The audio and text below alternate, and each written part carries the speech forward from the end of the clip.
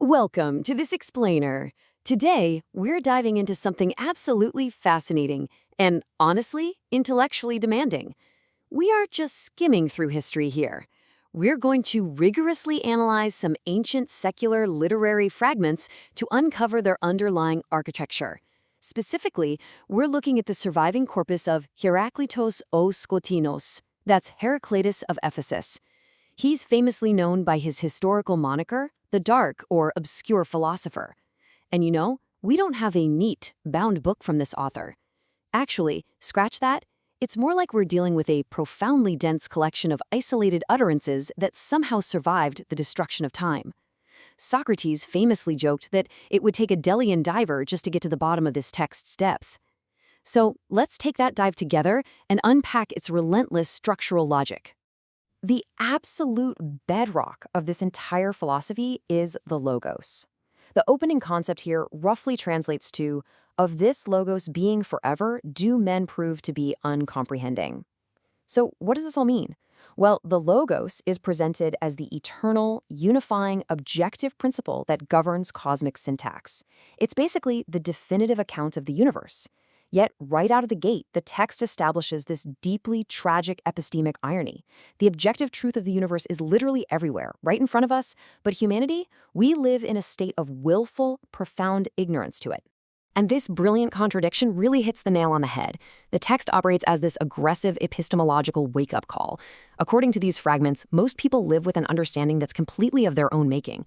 It's like they walk through life technically awake, but they are functionally unconscious to the reality that surrounds them. So the author demands intense hermeneutic engagement. In other words, we can't just passively observe this text. We really have to actively wrestle with it. We have to align our internal perceptive faculties, our literal sight, our hearing, with this pervasive singular truth, and permanently toss out our fabricated personal illusions. Let's transition to Section 1, the geopolitical friction of Ephesus. To truly grasp why this text is so utterly obsessed with tension, we have to look at exactly where it was produced. We're talking about the geopolitical friction of Ephesus in the 6th century BCE. The author expresses a profound, almost snobbish aristocratic disdain for oi poly, the masses. You see, Ephesus was an Aeolian polis navigating this highly precarious autonomy against the encroaching Persian Eastern Empire. And at the exact same time, it was undergoing severe internal societal shifts. The air was just incredibly thick with political anxiety and shifting power dynamics.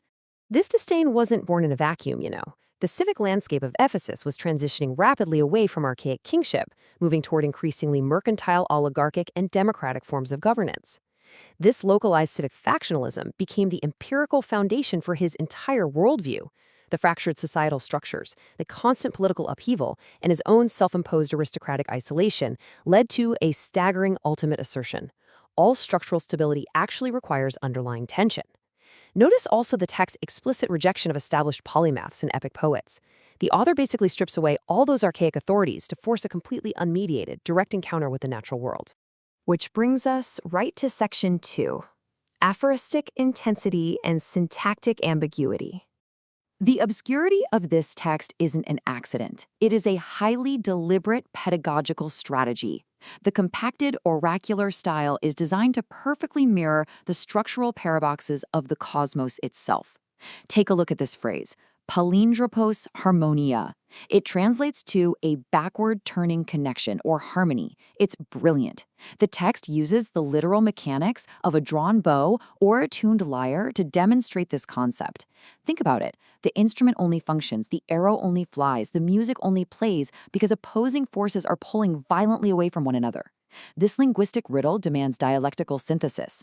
It literally forces the reader to hold two wildly opposing ideas in their mind and recognize how they work together as a single functioning system.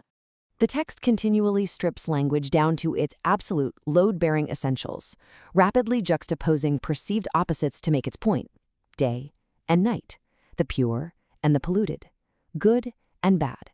It goes out of its way to demonstrate that these aren't actually isolated extremes at all. They are fundamentally one and the same, existing on a single structural continuum. The combination of wholes and not wholes, concurring and differing, mathematically proves that oppositional tension is a necessary requirement for existence. And that leads us seamlessly into Section 3, cosmic determinism and arete. Here we encounter one of the most stark, uncompromising philosophical assertions in all of ancient literature, polemos panton pater. War is the father of all things. The text explicitly subordinates fragile human morality to an unforgiving cosmic determinism. I mean, forget our modern ideas of world peace. To Heraclitus, cosmic justice is achieved exclusively through constant strife, tension, differentiation, and friction. Status, hierarchy, and existence itself are forged entirely in this relentless conflict. Because of this, the text views subjective, constructed human laws as mere distortions. They have no intrinsic power whatsoever. They only derive structural legitimacy when they are directly nourished by the one objective, universal law of the cosmos. Basically, humans construct their own arbitrary moral rules out of a need for comfort. But the universe, it operates on a singular, cold, unified logic of necessary conflict.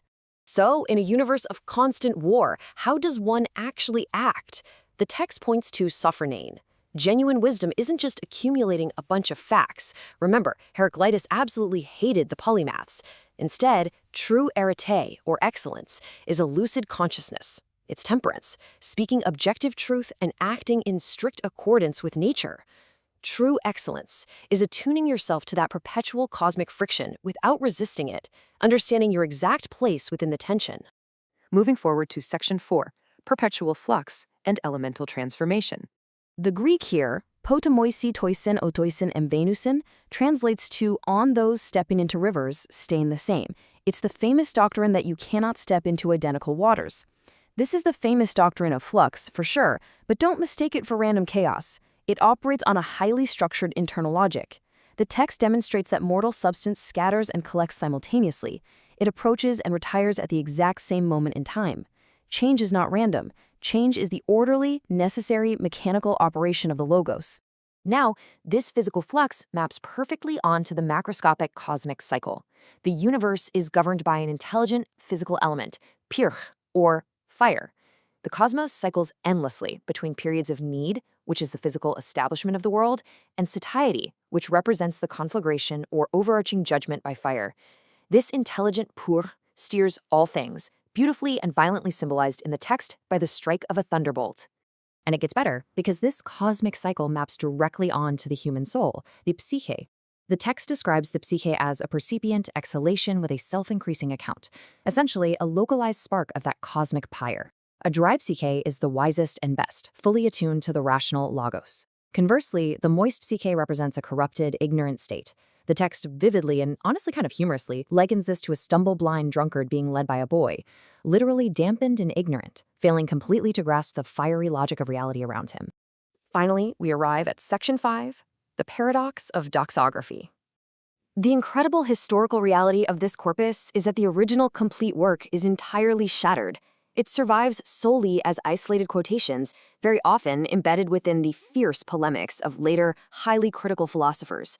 Yet just trace its survival through history, from the legendary ancient Ephesian temple inscriptions to the profound Stoic absorption of the Logos in 300 BCE, where they heavily adopted this concept of a rational ordering principle, down through the doxographers of late antiquity who preserved the fragments, all the way to its massive, undeniable influence on modern dialectical materialism and process philosophy.